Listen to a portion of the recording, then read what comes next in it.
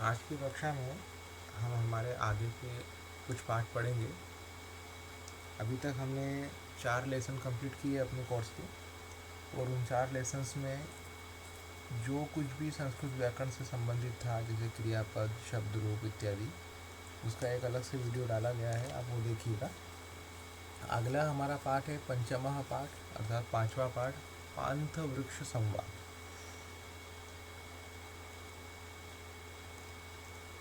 संवाद को बोलते हैं, संवाद मतलब बातचीत। किसकी बातचीत? पांथ और वृक्ष की बातचीत। पांथ मतलब पथिक व्यक्ति, पथिक जो व्यक्ति है उसकी एक वृक्ष के साथ संवाद बताया गया है। पांथ मतलब पथिक व्यक्ति बोलता है, को भवान, आप कौन है? तो वृक्ष के सामने खड़ा होकर पूछ रहा है वो वृक्ष को कि भाई आप कौन हो? तो वृक्ष बोलता है, किमर्थम पृच्छसि, क्यों पूछ रहे हो? किमर्थम प्रश्नेन माम माम अयासयसि, किमर्थम स्वेन मार्गेण न गच्छसि। तुम क्यों पूछ रहे हो कि मैं कौन हूँ? किमर्थम मतलब क्यों।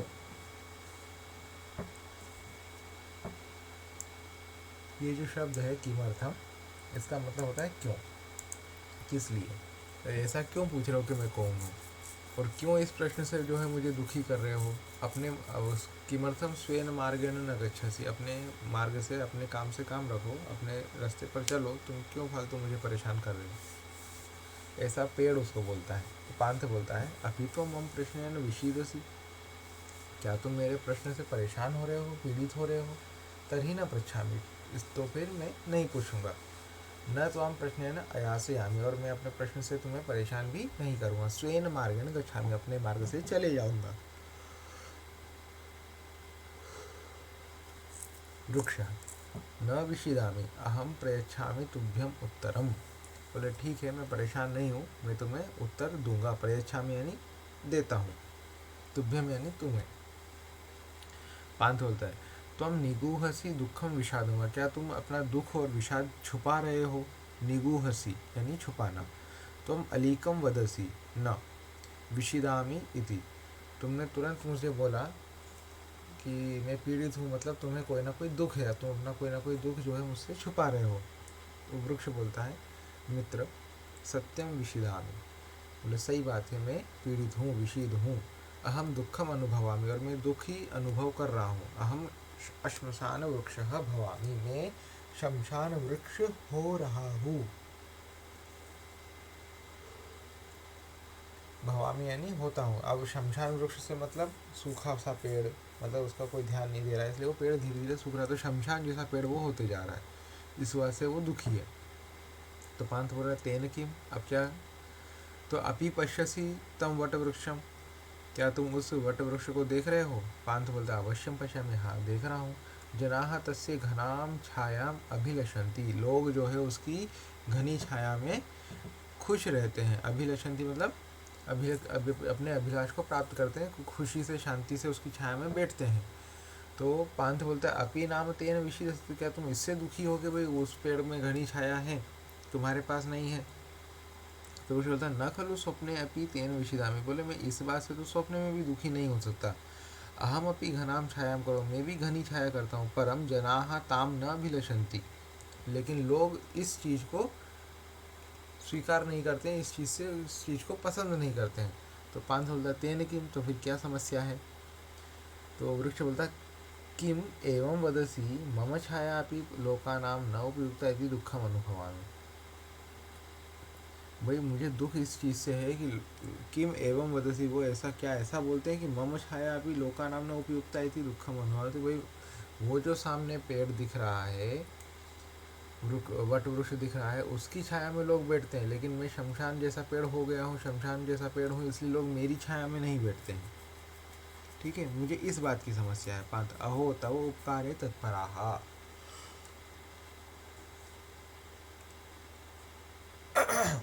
अच्छा तो तुम उपकार के लिए तत्पर हो। वयम मनुष्य स्वार्थेन तुष्याम, हम मनुष्य जो है वो स्वार्थ से ही खुश होते हैं। तुष्याम यानी संतुष्ट होते हैं। पुनः त्वम पुनः उपकारम इच्छसि, और तुम फिर भी जो है उपकार ही करना चाहते हो, परोपकार ही करना चाहते हो। त्वम परोपकारेण तुष्यसि धन्यः त्वम, ठीक है, कि तुम जो है परोपकार करके खुश होते हो, तुष्यति यानी संतोष प्राप्त होता है, इसलिए तुम धन्य हो। सफलः अहम, और तो वृक्ष बोलता है हाँ, मैं अपना जीवन को सफल मानता हूँ। ठीक है, तात्पर्य क्या निकला कि सज्जन लोग परोपकारान्य संतुष्ट होता। जो सज्जन लोग होते हैं वो परोपकार से ही संतुष्ट होते हैं, धन से संतुष्ट नहीं होते हैं। ठीक है, प्रश्न जैसे त्वम नित्यम कुत्र गच्छसि, अहम नित्यम पाठशालां गच्छामि, तत्र त्वं किं करोषि, तत्र अहम तत्र पाठान् पठामि। ठीक है, तत्र त्वं किं पठसि, अहम तत्र पाठान् पठामि, तत्र त्वं किं लभसे, तत्र अहम ज्ञानं लभे, एषा वा तव पाठशाला, आम एषा मम पाठशाला। ठीक है, इस प्रकार के ये सराव प्रश्न है। अगला पाठ देखिए, षष्ठः पाठः, पुनः त्वं मूषकः भव। ये इसका शीर्षक है, तुम फिर से चूहे हो जाओ, चूहा बन जाओ। अब ऐसा क्यों है, इसकी कथा जानिए। कस्मिंश्चित् तपोवने एकः मुनिः वसति, किसी एक तपोवन में एक मुनि रहते हैं। एकदा सह स्नानार्थम नदीं गच्छति, एक बार वो स्नान के लिए नदी को जाते हैं, नदी में जाते हैं। स्नानात् अनंतरम सह अर्घ्यम यच्छति, और स्नान के बाद वो अर्घ्य देते हैं, जो सूर्य को अर्घ्य देते हैं ना, जल चढ़ाते हैं, तो हाथ में जो है अपनी अंजलि में पानी लेकर के सूर्य को अर्घ्य देना। तो स्नान के बाद वो सूर्य को अर्घ्य देते हैं। तदा सह काकस्य मुखे मूषिकम पश्यति, तो जैसे वो अर्घ्य दे रहे होते हैं तो वो एक कौवे के मुंह में एक चूहे को देखते हैं। काका यानी कौवा। सह काकम प्रति पाषाण खंडम प्रक्षिपति, और वो कौवे की तरफ जो है पत्थर के टुकड़ा, छोटे पत्थर का टुकड़ा जो है फेंकते हैं। तेन मूषकः काकस्य मुखात् अधः पतति, तो जैसे ही वो कौवे की तरफ वो पत्थर मारते हैं तो कौवे के मुंह से वो चूहा नीचे गिर जाता है। मुनि ही तम मूषकम पालयति, वो मुनि उस चूहे को पालते हैं। एकदा मार्जारः तम मूषकम प्रति धावति, एक बार एक मार्जारः यानी बिल्ला उस चूहे की तरफ दौड़ता है। मूषकः भयेन मुनिम प्रति धावति, मूषक, अब जो मुनि है वो मूषक को पाल रहे थे, चूहे को पाल रहे थे, तो वो बिल्ली से डर जाता है और मुनि की तरफ दौड़ता है। मुनि ही तम भय कारणम पृच्छति, मुनि उससे पूछते हैं कि भाई तुम्हें किस बात का डर है, कि किस भय का कारण बताओ, कारण पूछते हैं। तदा सह मूषकः वदति, तो वह मूषक बोलता है, मार्जारः मम भय कारणम अस्ति, कि ये जो बिल्ला है ये मेरे भय का कारण है। इति तदा मुनि ही तम वदति, तो मुनि उनको बोलते त्वं मार्जारः भवः, तो बोले ठीक है, वो तुम्हारे भय का कारण है तो तुम भी बिल्ली हो जाओ, तो उसको बिल्ली बनने का वरदान देते हैं। चिरंजीव गच्छ क्रीड च, तो ठीक है, अब तुम जो है लंबे समय तक जियो, जाओ और खेलो। तदनंतरम एकदा तम मार्जारम प्रति कुक्कुरः धावति, उसके बाद वो थोड़े समय बाद देखते हैं कि उस मार्जार के, उस बिल्ली के पीछे कुत्ता दौड़ रहा होता है। भीतः मार्जारः पुनः मुनिं प्रति धावति, वो जो डरा हुआ बिल्ला था वो फिर से दौड़ करके कहाँ आता है, मुनि की तरफ आता है। कथयति च भय कारणम, और अपने भय का कारण बताता है। तदा मुनि ही पुनः भणति, फिर मुनि दोबारा बोलते हैं क्या, त्वं कुक्कुरः भव, बोले ठीक है तुम बिल्ले हो तो कुत्ता बन जाओ। त्वं कुक्कुरः भव चिरंजीव गच्छ खेल इति, बोले ठीक है तुम जाओ खेलो जियो। पुनः एकदा तम कुक्कुरम प्रति व्याघ्रः धावति, फिर थोड़े समय बाद वो देखते हैं उस कुत्ते के पीछे शेर दौड़ रहा होता है, बाघ दौड़ रहा होता है। सह कुक्कुरः पुनश्च मुनिं गच्छति, और वो कुत्ता फिर से दौड़ करके मुनि के पास आता है। भय कारणम वदति, अपने भय का कारण बताता है। मुनि ही अपनी पुनश्च भणति, और फिर मुनि भी उसको वापस बोलते त्वं व्याघ्रः भवः, तुम व्याघ्र हो जाओ।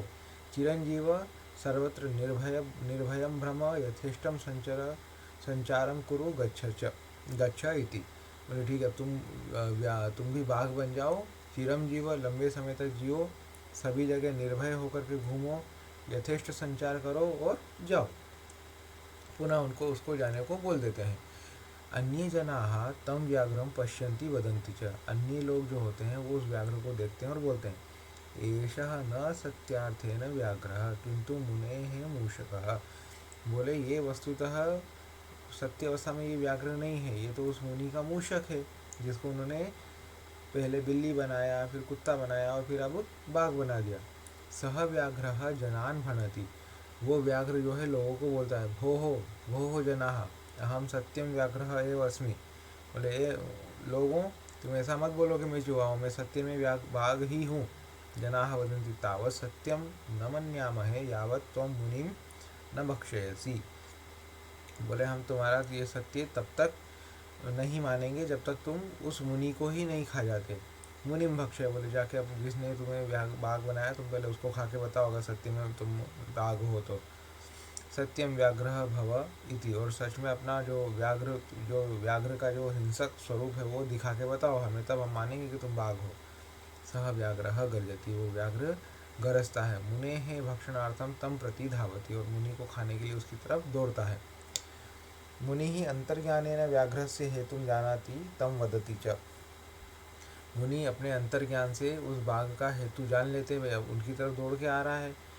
तो वो तो पहले भी जब चूहा था तब भी दौड़ के आया था, बिल्ली बना तब भी दौड़ के आया, कुत्ता बना तब भी दौड़ के आया, तो इस बार भी वो दौड़ के आ रहा था। लेकिन इस बार उन्होंने उनसे कारण नहीं पूछा, अंतर्ज्ञान से ही उसके व्याघ्र का अपनी तरफ दौड़ के आने का कारण जान लिया और बोला, क्या बोला, हे व्याघ्र माँ गर्वम करो, बोले हे बाघ अब ज़्यादा गर्व मत करो।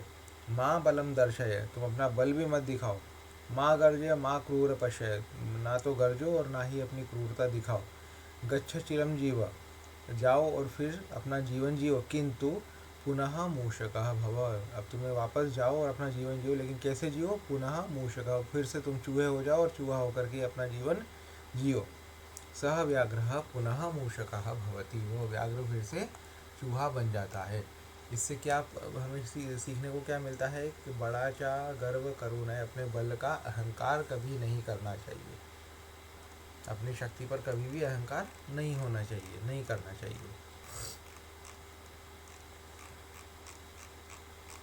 अगला पाठ, घंटानादस्य राक्षसस्य कथा, घंटानाद करने वाले राक्षस की कथा। पुरा यानी प्राचीन समय में वर्धा नाम नगरी आसीत, एक वर्धा नाम की नगरी थी। तस्याः समीपे आम्रकूटः पर्वतः आसीत्, और उसके समीप में कोई आम्रकूट नाम का पर्वत था। तस्य पर्वतस्य शिखरे घंटानादः नाम राक्षसः वसति, उसके शिखर पर घंटानाद नाम का एक राक्षस रहता था। इति लोकाः अवदन्, ऐसा लोग बताते हैं। एकदा कश्चित् चोरः देवालयात् स्वर्णघंटाम् अचोरयत्, एक बार किसी चोर ने देवालय यानी मंदिर से सोने के घंटे की चोरी कर ली। नगर रक्षकात् भयेन सह चोरः तत्पर्वत शिखरम अगच्छत्, अब नगर के जो रक्षक थे, जो पुलिस थे, जो सैनिक थे, उनके भय से वह चोर क्या करता है, पर्वत के शिखर पर चले जाता है। गुहायाम अविशच्च, और गुहा में मतलब गुफा में जाकर के बैठ जाता है। तत्र कश्चित् व्याघ्रः तम अपश्यत् अभक्षयच्च, वहाँ कोई बाघ आता है, उसको देखता है और उसको खा जाता है।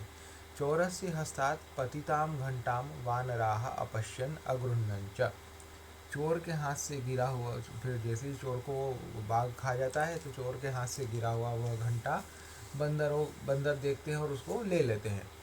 एकः वानरः महता कौतुकेन तया घंटया नादम अकरोत्, तो जब वो बंदर लोग उस घंटे को उठा लेते हैं तो एक बार क्या होता है, महाकौतुक मतलब बहुत उछल कूद, मतलब बहुत उत्कंठा की वजह से एक बंदर उस घंटा का नाद करता है, मतलब उस घंटे को बजाता है।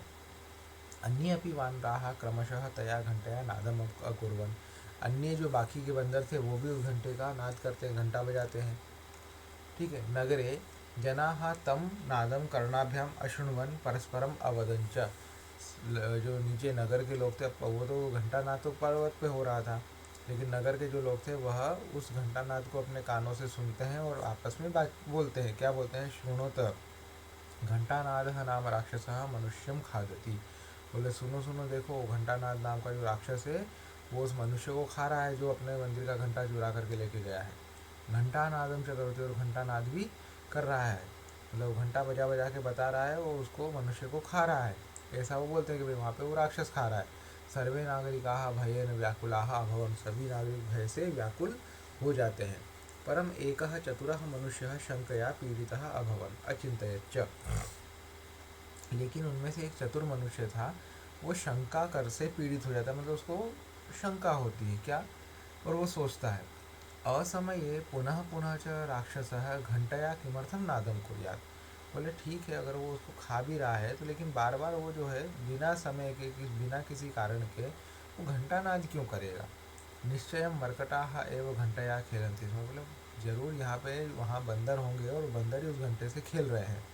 ततः सह चतुरः मनुष्यः नागरिकान् अवदत्, वह चतुर मनुष्य नागरिकों को बोलता है अहम केनपि उपायेन राक्षसं मारयामि तस्य घंटाम आनयामि च। बोले मैं कुछ भी करूँगा, कोई भी उपाय करूँगा, लेकिन मैं उस राक्षस को मारूंगा और उस घंटे को वापस लेकर के आऊँगा। किंतु द्रव्येण बिना उपाय योजना अशक्या एव, लेकिन द्रव्य के बिना मतलब पैसों के बिना ये उपाय योजना शक्य नहीं है, पॉसिबल नहीं है। तदा नागरिकाः तस्मै चतुराय विपुलं धनम अयच्छन्, फिर नागरिक जो है वहाँ शहर के लोग जो थे वो उस चतुर व्यक्ति को विपुलम मतलब पर्याप्त धन देते हैं। धनेन संतुष्टः सः चतुरः वानराणां कृते कतिपयान् फलानि अगृह्णात्, कि उस धन से संतुष्ट होने के बाद वो जो चतुर व्यक्ति था वो क्या करता है कि बंदरों के लिए कुछ फल लेकर के जाता है, फल लेता है। पर्वतस्य शिखरम अगच्छत, और पर्वत के शिखर पर जाता है। तत्र सर्वाणि फलानि अक्षिपच्च, और वहाँ पर वो सभी फल इधर उधर फेंक देता है। वानराः फलानि अपश्यन्, वानर जो है उस फलों को देखते हैं। घंटाम अत्यजन फलानि अगृह्णन्, वो उस घंटे को छोड़ करके फल उठाने आ जाते हैं। भक्षणार्थम दूरम अधावंच, और उस फलों को खाने के लिए दूर दूर तक दौड़ के चले जाते हैं। चतुरः, वह चतुर व्यक्ति घंटया सह ग्रामम अधावत, घंटे को लेकर के गांव की तरफ दौड़ के आ जाता है। नागरिकान घंटाम अदर्शयत, और नागरिकों को वो घंटा दिखाता है। अवदच्च, और बोलता है क्या, मया सह घंटानादः नाम राक्षसः महत्या युक्त्या केवलेन काष्ठेन मारितः। बोले मया मतलब मेरे द्वारा वह घंटानाद नाम का जो राक्षस था महत्या युक्तेन, बहुत मेहनत के साथ, बहुत जो है महान युक्ति के साथ, केवलेन काष्ठेन, केवल लकड़ी से मैंने उस जो है घंटानाद नाम के राक्षस को मार दिया। सर्वे नागरिकाः आनंदेन अनृत्यन्, सभी नागरिक आनंद के साथ नृत्य करने लगते हैं। चातुर्येन संकटावर मात करता ये उसका तात्पर्य है।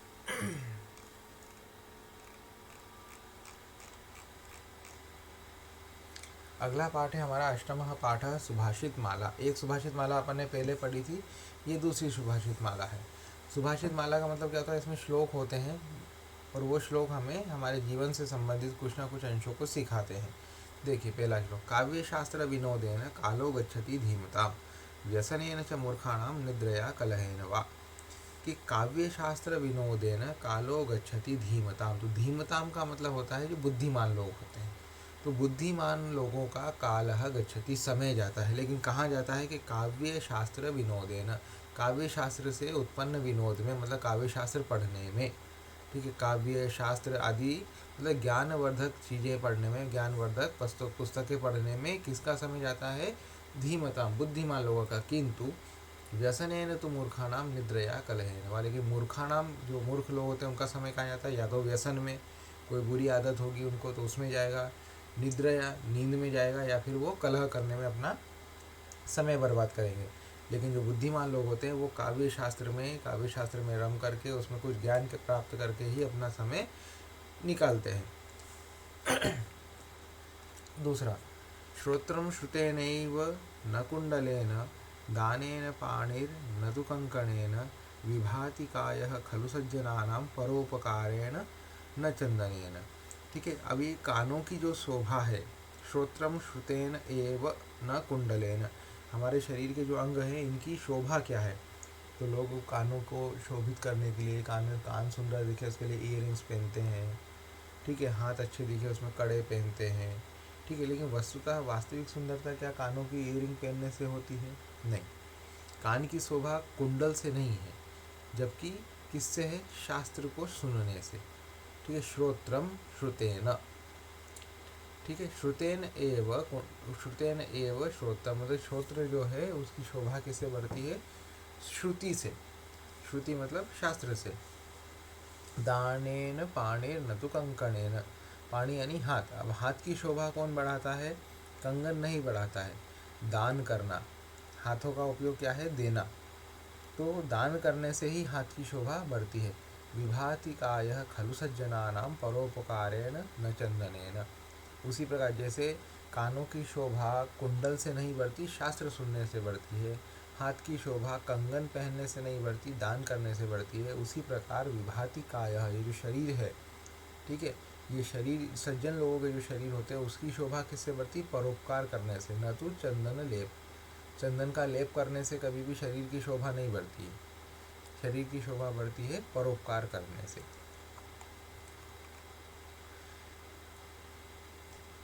शशिना च निशा निशया च शशि शशिना निशया च विभाति नभः मणिनां वलयं वलयेन मणि मणिना वलयेन विभाति करः। शशिना च निशा निशया च शशि। शशि यानी चंद्रमा, निशा यानी रात्रि। कि शशि की शोभा किससे है? रात्रि से है। अगर चंद्रमा अगर दिन में निकलेगा तो उसकी कोई शोभा होगी क्या? नहीं होगी, वो दिखाई नहीं देगा। ठीक है, निशया च शशि, ठीक है, शशि से जो है निशा की शोभा है, निशया च शशि, और निशा के द्वारा ही चंद्रमा की शोभा है, मतलब दोनों की शोभा एक दूसरे से है। शशिना निशया च विभाति नभ, और दोनों एक साथ एक समय पे होते हैं, उसी से जो है ये नभ, नभ यानी क्या होता है? आकाश। ये आकाश भी शोभित होता है। जिस प्रकार दिन में आकाश सूर्य की वजह से शोभित होता है, उसी प्रकार रात्रि में आकाश जो है चंद्रमा और निशा इन दोनों के एक साथ होने से शोभित होता है। फिर आगे देखिए, मणिना वलयम वलयेन मणि। वलय यानी होता है चूड़ी या कंगन, ठीक है, हाथ में पहनने वाला एक आभूषण है वलय। तो उस वलय की शोभा किससे होती है? मणि से। मणि मतलब उसमें जो रत्न होते हैं, उस रत्न से जो है उस वलय की शोभा होती है, और उस वलय से जो है मणि की शोभा होता है। अगर मणि को अलग कर दिया जाए, वलय को अलग कर दिया जाए, तो दोनों एक दूसरे की शोभा नहीं बढ़ा सकते। जब मणि किसी वलय में लगता है, हाथ के आभूषण में लगता है, तो उससे हाथ के आभूषण की भी शोभा बढ़ती है और मणि की भी शोभा बढ़ती है। ठीक है, दोनों एक दूसरे को शोभित करते हैं। और ये दोनों से मिश्रित जो वस्तु है, मतलब मणि से जड़ा हुआ जो कंगन है, वो कंगन जिस हाथ में होता है उस हाथ को भी सुशोभित करता है। तो मणिना मतलब मणि के द्वारा वलयम, वलय की शोभा होती है, वलयेन वलय के द्वारा मणि की शोभा होती है, और मणिना वलयेन विभाति करः। ठीक है, और इन दोनों की अपेक्षा जिस हाथ में वो पहना जाता है उस हाथ की शोभा उससे भी ज़्यादा बढ़ जाती है।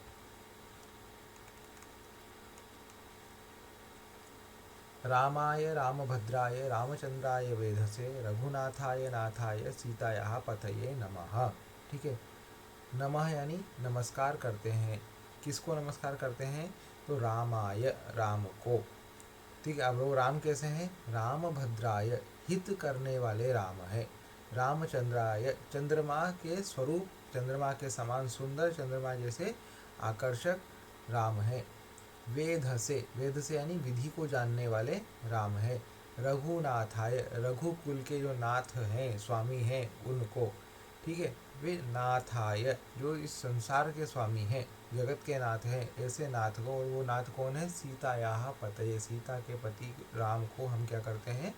नमस्कार करते हैं। अगला, आकाशात् पतितं तोयं यथा गच्छति सागरम सर्वदेव नमस्कारः केशवम प्रति गच्छति। जैसे आकाश से गिरा हुआ तोय, तोय यानी पानी, जल की बूंद, यथा गच्छति सागर, किसी ना किसी प्रकार से अब सागर को प्राप्त हो ही जाती है, सागर में मिल ही जाती है। जैसे मान लीजिए हिमालय पे बारिश हुई, अब हिमालय पे तो कोई सागर है नहीं, लेकिन वहाँ से क्या होगा? गंगा निकलेगी, यमुना निकलेगी, तो उसको आकाश का पानी साथ में लेकर के निकलेगी। तो वो जब अपनी मार्ग पूरा करेगी तो गंगा अपने पूरे मार्ग में उस पानी को लेकर के आती है और ला करके अंत में सागर को समर्पित कर देती है। उसी प्रकार आकाश से गिरा हुआ जो पानी है, वो चाहे कहीं भी गिरे, लेकिन किसी ना किसी माध्यम से वो पुनः दोबारा जा कर के सागर में ही समा जाता है। उसी प्रकार सर्वदेव नमस्कारः केशवम प्रति गच्छति, इसी प्रकार सभी देवताओं को किया गया नमस्कार, ठीक है, अंततः गत्वा केशव को ही प्राप्त होता है, केशव के पास ही जाता है, विष्णु को ही प्राप्त होता है। क्षमा शस्त्रम करे यस्य दुष्टस्तस्य करोति किम अतृणे पतितो वह्नि विनायासेन शाम्यति। ठीक है, क्षमा अर्थात माफ़ी। ठीक है, माफ़ी नाम का जो हथियार है, जो शस्त्र है, वो जिसके पास है तो उसके सामने कितना ही बड़ा दुष्ट व्यक्ति आ जाए वो उसका कुछ नहीं कर सकता। जिसको क्षमा करना आता है वो इस दुनिया का सबसे शक्तिशाली पुरुष, सबसे शक्तिशाली व्यक्ति होता है। क्षमा करना आसान नहीं है, सबसे कठिन कार्य है। तो क्षमा शस्त्रम करे यस्य, जिस करे यानी हाथ में, जिसके हाथ में क्षमा नाम का शस्त्र है, दुष्टः तस्य करोति किम, दुष्ट उसका क्या बिगाड़ सकता है, क्या उसका अहित कर सकता है, मतलब उसका कुछ अहित नहीं कर सकता। किस प्रकार से नहीं कर सकता, एग्जाम्पल देखिए, अतृणे पतितो वहनी विनायासेन शाम्यति। जैसे मान लीजिए कहीं पर आग लगी है, अब उस आग में डालने के लिए हमारे पास घास नहीं है, तृण नहीं है, गवत नहीं है, तो क्या वो अग्नि बहुत अधिक समय तक जल सकती है? वो मुश्किल से मुश्किल 5 मिनट जलेगी, 8 मिनट जलेगी, 10 मिनट जलेगी। 10 मिनट बाद खुद अगर उसमें डालने के लिए अपने हमारे पास घास नहीं होगी, घी नहीं होगा, जो उस अग्नि को जलाए रखे, ऐसा कोई भी साधन अगर वहाँ नहीं होगा तो अग्नि अपने आप शांत हो जाएगी। ठीक है, तो ये उन्होंने एग्जाम्पल देके समझाया कि जिस प्रकार बिना तृण के, बिना घास के अग्नि बिना अपने आप शांत हो जाती है, उसको शांत करने की आवश्यकता नहीं होती, उसी प्रकार क्षमा नामक जो शस्त्र है वो जिसके पास होता है, दुष्ट उसका कुछ नहीं बिगाड़ सकते, कुछ कर ही नहीं सकते। विदेशेषु धनम विद्या, व्यसनेषु धनम मतिः, परलोके धनम धर्मः, शीलम सर्वत्र वै धनम। धन क्या होता है, तो अलग अलग अवस्था में, अलग अलग समय पर अलग अलग चीज़ें धन के रूप में काम आती हैं। जैसे विदेशेषु धनम विद्या, अगर हम विदेश में हैं तो हमारा पैसा ज़्यादा समय तक हमारा साथ नहीं देगा, लेकिन अगर हमारे पास विद्या है, ज्ञान है, बुद्धि है, तो वो हमारे लिए हमेशा विदेश में भी हमारे लिए काम आएगी, हमारे लिए धन का काम करेगी। कहीं दूसरी जगह जाकर के भी हम धन कमा सकते हैं, हमारा उपार्जन कर सकते हैं, लेकिन कब कर सकते हैं कि हमारे अंदर टैलेंट होना चाहिए, हुनर होना चाहिए, विद्या होनी चाहिए। तो विदेश में पैसा धन नहीं होता है, हमारी जो पास जो ज्ञान है, हमारे पास जो विद्या है, वो हमारा धन है। व्यसनेषु धनम मति। ठीक है, व्यसन है, कोई आदत है, तो उस आदत में, उस आदत की एक लिमिटेशन होना, वो लिमिटेशन की परख हमें हमें पता होनी चाहिए। मतलब ऐसी मति, ऐसी बुद्धि हमारे पास होनी चाहिए जो हमें उस व्यसन से बचा सके। तो व्यसन की अवस्था में वो जो बुद्धि है, वो जो ज्ञान है, वो जो समझ है, वो समझ ही हमारे लिए धन का काम करता है। परलोके धनम धर्मः। अब इस संसार में तो हम जो जैसे कर्म कर रहे हैं, लेकिन जब मान लीजिए मृत्यु के उपरांत हम परलोक को जाते हैं, तो वहाँ पर हमारे साथ क्या होगा, क्या नहीं होगा, ये हमारे धर्म पर डिपेंड करता है कि हमारे धर्म, हमने कितना धार्मिक कार्य किया है, उसके अनुसार हमें फल प्राप्त होता है। तो परलोक में जो है धन का कार्य किसने किया, धर्म ने किया। शीलम सर्वत्र वै धनम। लेकिन जो शील है, जो विनय है, जो आचरण है, वो सभी जगह धन का काम करता है। ठीक है, विदेश में जैसे विद्या धन है, व्यसन के मार्ग पे बुद्धि धन है, परलोक में धर्म जो है वो धन है, लेकिन जो आचरण है वो आचरण सभी जगह धर्म है, अगर धन है, अगर आपका आचरण अच्छा है तो आपके लिए सब कुछ उचित ही होगा। अगला, शेले शेले न माणिक्यम मौक्तिकम न गजे गजे, साधवो नहीं सर्वत्र चंदनम न वने वने। तो यहाँ पे देखिए कवि बता रहे हैं कि शेले शेले न माणिक्यम, माणिक्यम यानी मोती, माणिक, हर पर्वत में मोती नहीं होता है। मौक्तिकम न गजे गजे, हर हाथी के सर में मोती नहीं होता है। साधवो नहीं सर्वत्र चंदनम न वने वने। अब किस प्रकार नहीं होता है, जैसे कि साधु लोग सभी जगह नहीं होते हैं, और हर वन में चंदन भी नहीं होता है। अगला, रामो राजमणि सदा विजयते, रामम रमेशं भजे, रामेणाभिहता निशाचरचमो, रामाय तस्मै नमः। रामान्नास्ति परायणं, परतरं रामस्य दासोऽस्म्यहं, रामे चित्तलयः सदा भवतु मे, भो राम माम उद्धर। यहाँ पे राम शब्द के अनेक रूप बताए गए हैं कि रामः राजमणि सदा विजयते, रामम रमेशं भजे, कि राम रूपी जो राजमणि है, शिरोमणि है, वो हमेशा विजय को प्राप्त हो, विजय रहे, ऐसे राम को, ऐसे रमेश को मैं भजता हूँ, भजन करता हूँ, प्रार्थना करता हूँ, आराधना करता हूँ। रामेणाभिहता निशाचर चमू रामाय तस्मै नमः। रामेण अभिहता, अभिहता यानी मार दी गई, वध कर दिया गया, किसका? निशाचर चमू, निशाचर यानी राक्षस, चमू यानी सेना। ठीक है, जिस राम के द्वारा समस्त सेना का, असुरों की समस्त सेना का वध कर दिया गया, ऐसे निशाचर चमू के अभिहता राम का मैं क्या करता हूँ? नमन करता हूँ, नमस्कार करता हूँ। रामाय तस्मै नमः, इस प्रकार के राम को मैं नमन करता हूँ। रामान नास्ति परायणम, ठीक है, रामात परायणम नास्ति, राम के अलावा, राम को छोड़ करके कोई दूसरा श्रेष्ठ मार्ग, मतलब अनुकरण करने योग्य कोई तत्व, अनुकरण करने योग्य कोई व्यक्ति है ही नहीं। परतरम रामस्य दासोस्मि हम, ऐसे राम का मैं हमेशा दास हूँ।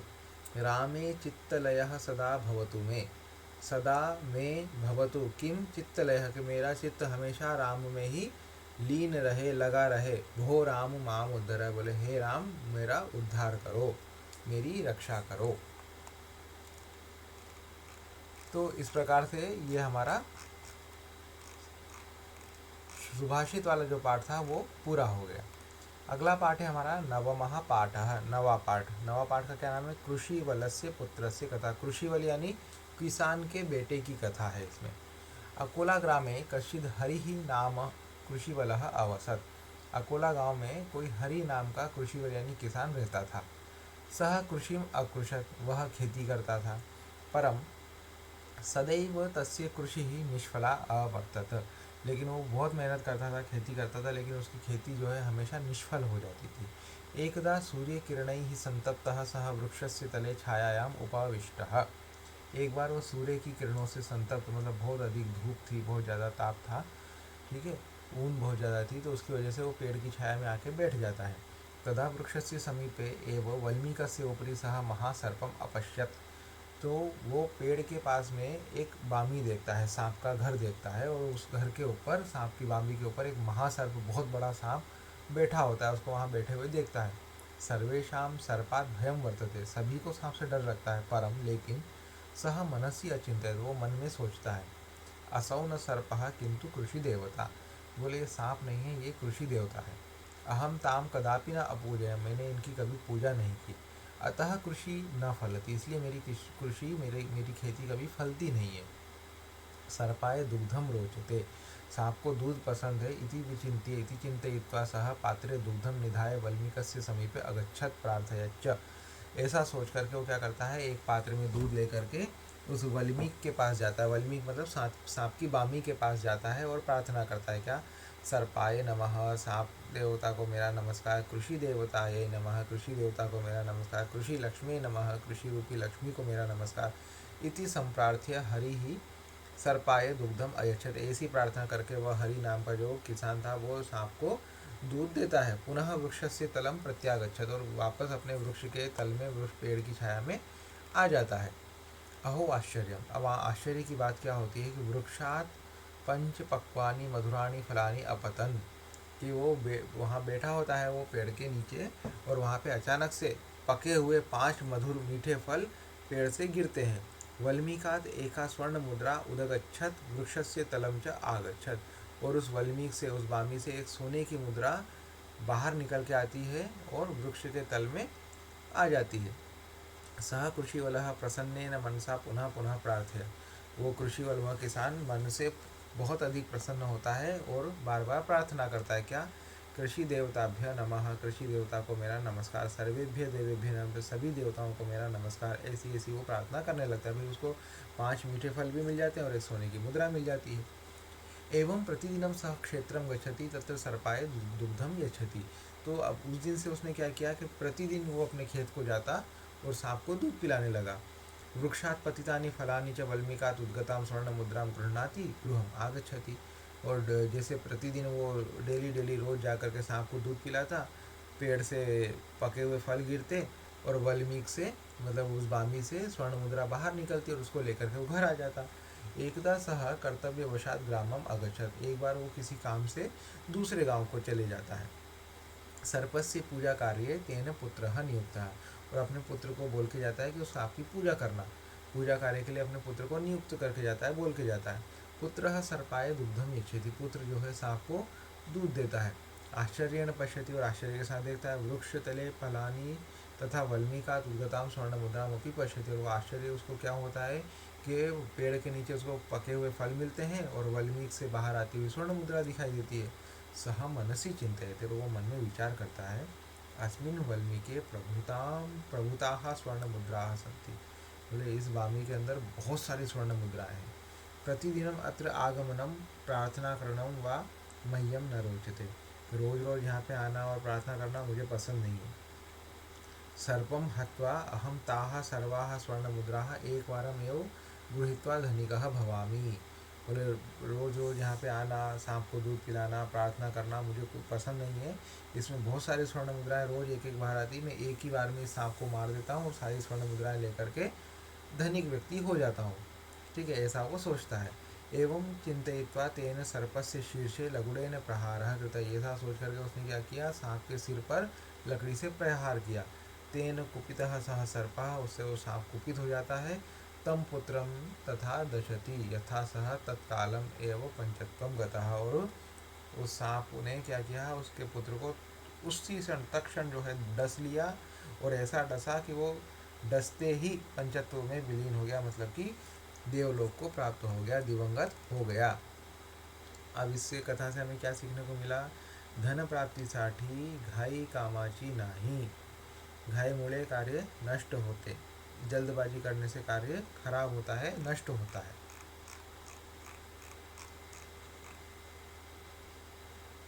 ये दशमः पाठ, 10वां पाठ, ये आज का हम अंतिम पाठ पढ़ते हैं। मनोरथाः, मन की इच्छा। अब इच्छा क्या होती, देखिए। कस्मिंश्चित् ग्रामे कस्मिंश्चित् नगरे कश्चित् भिक्षुकः वसति स्म, एक नगर में एक भिखारी रहता था। सह भिक्षया कांश्चित् सक्तून अलभत, वो भिक्षा से कुछ जो है आटा प्राप्त करता है।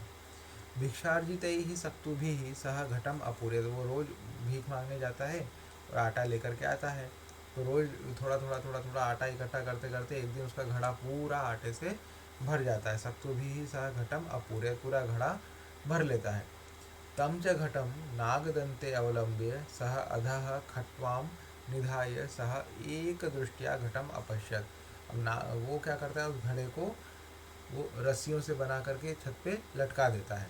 नागदंत मतलब छीका बोलते हैं, छीके में वो घड़े को रखता है और ऊपर लटका देता है, और नीचे खाट पर मतलब खटिया पर लेटे लेटे उस नागदंत को, उस घड़े को देखता है। देखते देखते सोचता है क्या, एकदा खटवायाम शयितः स अचिंत्यत, एक बार खटिया पर सोते सोते वो सोचता है क्या, अधुना अयम घटः सक्तुभिः परिपूर्णः, बोले अब ये घड़ा जो है आटे से पूरा भर गया है। यदि दुर्भिक्षः भवेत् तर्हि अस्य विक्रयेण रूप्यकाणां शतं भवेत्, अगर मान लो कि अकाल पड़ जाए, वो सोच रहा है कि वहाँ पे खाट पे पड़े पड़े कि मेरा ये घड़ा जो है आटे से पूरा भर चुका है। यदि दुर्भिक्षा भवेत्, यदि अकाल पड़ जाए तो इसको बेच करके मैं 100 सैकड़ों रुपए कमा सकता हूँ, प्राप्त कर सकता हूँ। तेन रूप्यक शतेन अहम अजाद्वयम आनयामी, और उस 100 रुपये से मैं 2 बकरियाँ लेकर के आऊँगा, खरीद के लाऊँगा। षड्भ्यः मासेभ्यः अनंतरम बहवः अजाः भवेयुः, और 6 महीने के अंदर मेरे पास बहुत सारी बकरियाँ हो जाएगी। तेषां विक्रयेण प्रभुतम स्वर्णम विंदामी, और फिर क्या करूँगा, 6-7 महीने बाद वो बकरियाँ जो है उनको बेच करके पर्याप्त स्वर्ण खरीद लूँगा, उसका सोना बना लूँगा। तेन विशालम गृहम रचयामि, और उससे मैं बहुत अच्छा बड़ा घर बनाऊँगा।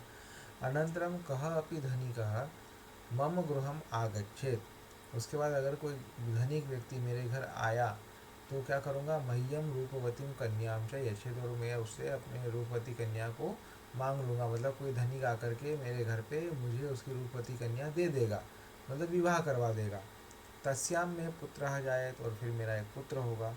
अहम तस्य गोविंदः इति नाम कुर्याम, मैं उसका ऐसा गोविंद है उसका नाम रखूँगा। यदि मम गृहस्य समृद्धिः दृष्ट्वा कश्चन चोरः मम गृहम् आगमिष्यति तर्हि अहम तम पादप्रहारेण एव ताड़येम इति।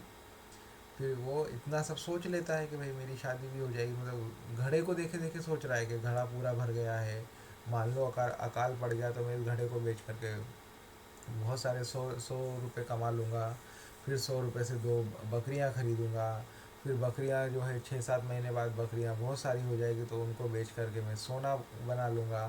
सोना बनाने के बाद उससे मैं अपना घर बनाऊँगा, मेरा बहुत बड़ा घर होगा। घर होने के बाद यदि कोई घर धनिक मेरे घर आकर के उसकी रूपवती कन्या से मेरा विवाह कर देगा, मुझे दे देगा, फिर मेरा एक पुत्र होगा, उस पुत्र का नाम गोविंद रखूँगा।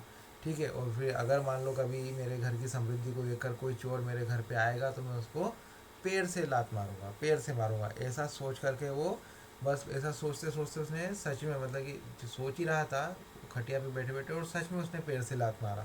तो जैसे वो पेड़ पेड़ से प्रहार करता है, लात मारता है, वो घड़ा नीचे आकर के टूट जाता है, भग्न हो जाता है। तस्य मुखम च सक्तुभिः पांडुरम अभवत्, और घड़ा नीचे गिरता है तो उसका पूरा मुंह पे आटा ही आटा लग जाता है। ठीक है, तो ये सब उसकी कल्पना में चल रहा था। और जो बचा कुचा उसके पास, जो उसने एक घड़ा सत्तू यानी आटा तैयार सेव करके रखा था, बचा के रखा था, वो भी पूरा नीचे आकर के खराब हो जाता है। तात्पर्य क्या निकला? केवल स्वप्न रंजन योग्य नाही, केवल सपने देखने से, सपने सोचते रहने से कुछ नहीं होगा, ये योग्य नहीं है। कुछ कार्य करना आवश्यक है, केवल सोचने से कुछ नहीं होता है।